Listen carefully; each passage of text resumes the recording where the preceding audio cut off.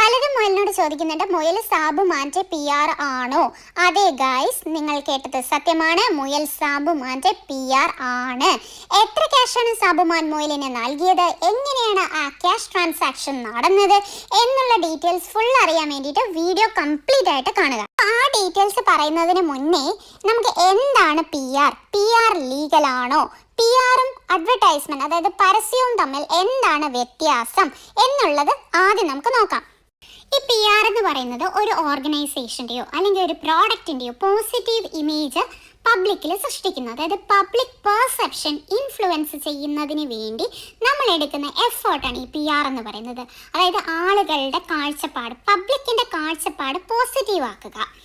അതിന് നമ്മൾ fully control ഉണ്ടാവില്ല, കാരണം തേർഡ് പാർട്ടി വഴിയായിരിക്കും ഇത് ചെയ്യുന്നത്. അതുപോലെ ഇതിന് വലുതായിട്ട് കാശ് മുടക്ക് ഉണ്ടാവത്തില്ല. അതുകൊണ്ട് തന്നെ ഇതിന് വളരെയധികം വിശ്വാസ്യത ഉണ്ട്. നേരെ മറിച്ച് ഇപ്പോൾ പരസ്യത്തിൻ്റെ കാര്യം പറയുവാണെങ്കിൽ ഒരു പ്രോഡക്റ്റിൻ്റെയോ ഒരു സർവീസോ ഒരു മെസ്സേജോ അത് പ്രൊമോട്ട് ചെയ്യുന്നതിന് വേണ്ടി, അത് ആൾക്കാരിലേക്ക് എത്തിക്കുന്നതിന് വേണ്ടി, ആ പ്രോഡക്റ്റ് ആ സർവീസ് വാങ്ങുന്നതിന് വേണ്ടിയിട്ട് നമ്മൾ കാശ്, ഒരു മീഡിയയ്ക്ക് കാശ് കൊടുത്ത് അതിലൊരു സ്പേസ്, ഫോർ എക്സാമ്പിൾ നമ്മളെ ക്ലാസിഫൈഡ്സിൽ വരുന്ന പരസ്യങ്ങൾ. പക്ഷെ നേരെ മറിച്ച് ഒരു പുതിയ കമ്പനി ഇനിഷ്യേറ്റീവ് പ്രസ് റിലീസായി വരുന്നത് അത് PR ആണ്. അതായത് എല്ലാവർക്കും അറിയാം ഇതൊരു പെയ്ഡ് പ്രൊമോഷൻ ആണ്. അതായത് പരസ്യത്തിൻ്റെ കാര്യത്തിൽ നമുക്ക് എല്ലാവർക്കും അറിയാം ഇതൊരു പെയ്ഡ് പ്രൊമോഷൻ ആണ് ചെയ്യുന്നത് എന്നത് അറിയാവുന്നത് കൊണ്ട് തന്നെ ഇതിൻ്റെ വിശ്വാസ്യത വളരെ കുറവായിരിക്കും. ഇനി PR ലീഗലാണോ? PR 100% ലീഗലാണ്. എല്ലാ ജോലിയും പോലെ ഇതും ഒരു പ്രൊഫഷനാണ്. അതായത് ഡോക്ടറാകുക അതൊരു പ്രൊഫഷനാണ്.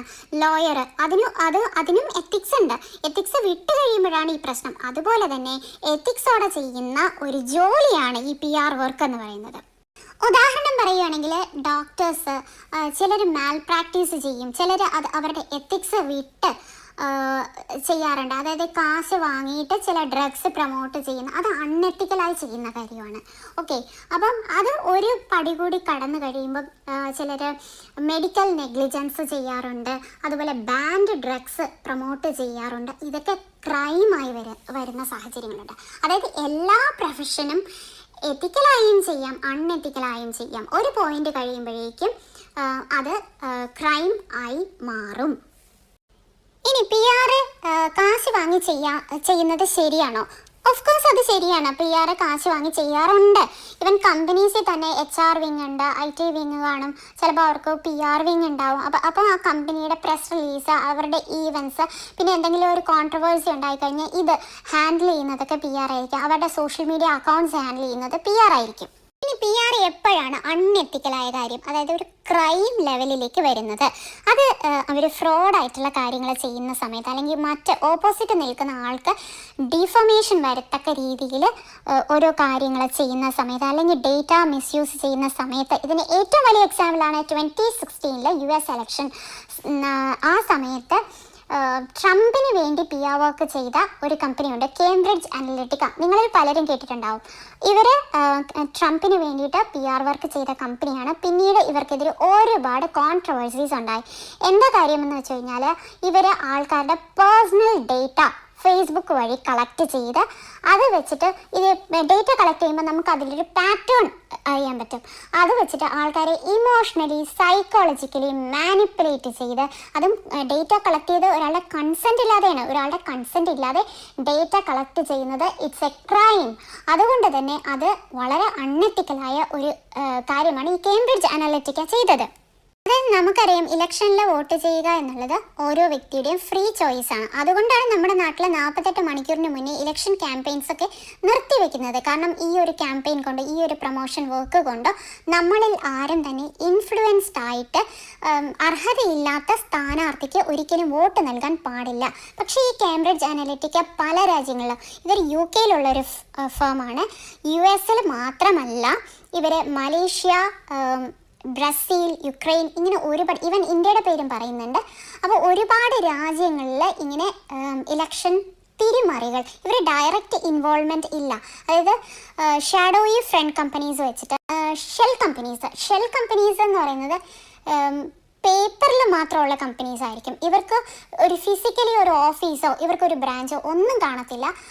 ഇവരൊരു പ്രത്യേക അജണ്ട നടപ്പാക്കാൻ വേണ്ടിയിട്ട് ഉള്ള കമ്പനീസാണ് ഈ ഷെൽ കമ്പനീസ് എന്ന് പറയുന്നത്. അപ്പോൾ ഈ ഷെൽ കമ്പനീസിനെ വെച്ചിട്ട് ഇവർ ലോക്കലി ഒരു PR വർക്ക് ചെയ്യുന്നു എന്നുള്ള രീതിയിൽ ഇവർ ബാക്കിൽ നിന്ന് കേംബ്രിഡ്ജ് അനലിറ്റിക്ക ബാക്കിൽ നിന്ന് ഇത് ചെയ്തു എന്നാണ് പറയുന്നത്. അതുകൊണ്ട് തന്നെ ഇതൊരു വളരെ വലിയൊരു അലിഗേഷനാണ്. എന്താണ് എത്തിക്കൽ PR? എത്തിക്കൽ PRൻ്റെ ഏറ്റവും വലിയ എക്സാമ്പിളാണ് ഡവ് എന്ന് പറയുന്നൊരു സോപ്പുണ്ട്. അപ്പം നമുക്കറിയാവുന്ന അത് 2004 അവരുടെ ഒരു ടാഗ് ലൈൻ ഉണ്ടായിരുന്നു. അതായത് ആ സമയത്തൊക്കെ നമുക്ക് ഒരുപാട് ഇൻസെക്യൂരിറ്റീസ്, ഇപ്പോഴും ഒരുപാട് സ്ത്രീകൾ അവരവരുടെ കളറിലായാലും അവരുടെ ഷേപ്പിലായാലും ഒക്കെ ഒരുപാട് ഇൻസെക്യൂരിറ്റീസ് അനുഭവിക്കുന്ന ഒരുപാട് സ്ത്രീകളുണ്ട്. മുഖത്ത് പിമ്പിൾസ് ഒക്കെ വരുമ്പോൾ ഓക്കെ ഇത് ഭയങ്കര മോശമാണെന്ന് വിചാരിക്കുന്ന സ്ത്രീകളുണ്ട്. അപ്പോൾ ഇവർ ഡവ് ചെയ്തത് എന്താണെന്ന് വെച്ച് കഴിഞ്ഞാൽ ഇവരുടെ PR വർക്കിൻ്റെ ഭാഗമായിട്ട് ഇവർ അന്നത്തെ സോ കോൾഡ് മോഡൽസിനെ മാറ്റി നിർത്തി ഇവർ സാധാരണ സ്ത്രീകളെ, അതായത് ഏജ് നോക്കാതെ കളറ് നോക്കാതെ ഒരുപാട് സാധാരണ സ്ത്രീകളെ ഇവർ ആ ഒരു ക്യാമ്പയിന് വേണ്ടിയിട്ട് മുന്നോട്ട് നിർത്തി. അപ്പോൾ എന്ന് വെച്ച് കഴിഞ്ഞാൽ ഇത് കാണുന്ന സാധാരണ മനുഷ്യർക്ക് ഓക്കെ ഞങ്ങളിലും സൗന്ദര്യമുണ്ട്, ഒരു കോൺഫിഡൻസ് വർദ്ധിപ്പിച്ചു. ഒരു സോഷ്യലി വളരെ റിലവൻ്റ് ആയൊരു അപ്രോച്ചാണ്. അതൊരു എത്തിക്കൽ PRൻ്റെ ഒരു രീതിയാണ്. ഇനി മുയൽ സാബുമാൻ്റെ PR ആണോ? ഓഫ് കോഴ്സ് ആണ്. മുയൽ അറിഞ്ഞോ അറിയാതെയോ സാബുമാൻ്റെ PR ആണ്. പൊതുവെ മുയലിൻ്റെ ചാനലിൽ ഇടുന്നത് റോസ്റ്റിംഗ് വീഡിയോസ്, റിയാക്ഷൻ വീഡിയോസ് അങ്ങനെയുള്ള കോണ്ടൻറ്റ്സ് ആണ്. അപ്പം മുയൽ നോക്കിയപ്പോൾ ഓക്കെ ബിഗ് ബോസ് കോണ്ടൻറ്റ്സിന് നല്ല റീച്ച് ഉണ്ടെന്ന്. മുയൽ അങ്ങനെ ബിഗ് ബോസ് കാണുന്ന ഒരു വ്യക്തിയല്ല. പക്ഷെ മുയൽ നോക്കിയപ്പോൾ മനസ്സിലാക്കിയ കാര്യം എന്ന് വെച്ചാൽ ബിഗ് ബോസ് ആൾക്കാർ കൂടുതൽ നമ്മുടെ ആൾക്കാർക്ക് കൂടുതൽ ഇഷ്ടമുള്ള കോണ്ടൻറ്റ്സ് ആണ് മനസ്സിലാക്കി അതിനെപ്പറ്റി കൂടുതൽ ട്രോളും റോസ്റ്റും വീഡിയോസും ഉണ്ടാക്കാൻ നോക്കി.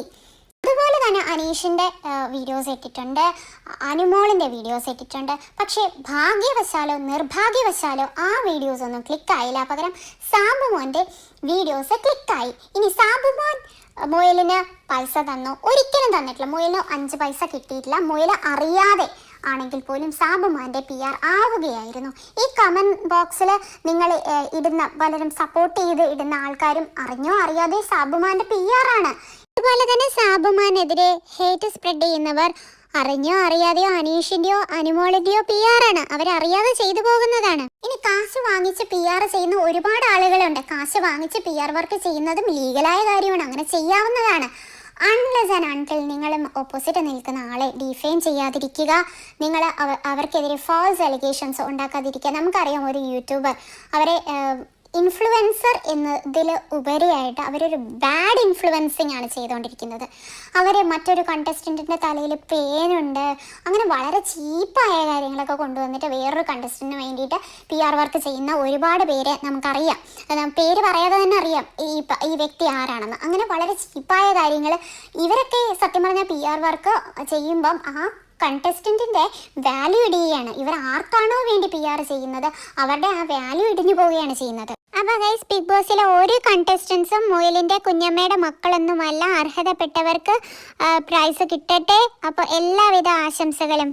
അപ്പോൾ എല്ലാവരുടെയും ഡൗട്ട്സ് ക്ലിയർ ആയി എന്ന് വിശ്വസിക്കുന്നു. പുതിയ വീഡിയോയുമായിട്ട് വരുന്നതായിരിക്കും. അപ്പോൾ ബൈ.